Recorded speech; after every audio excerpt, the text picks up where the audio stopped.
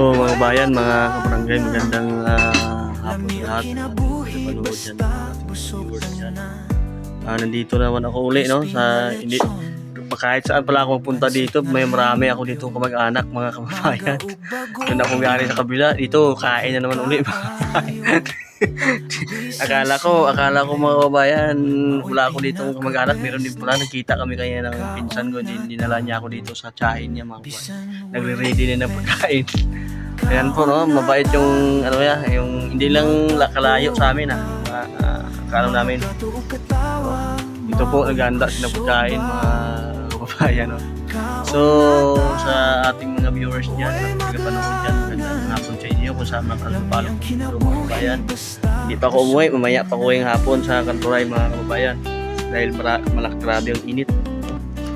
Ito pala yung bahay nila, no, malaki din, mga kababayan. Ayan. So yan, kakain daw muna kami, mga kababayan, no. Yan lang update ko sa hapong ito.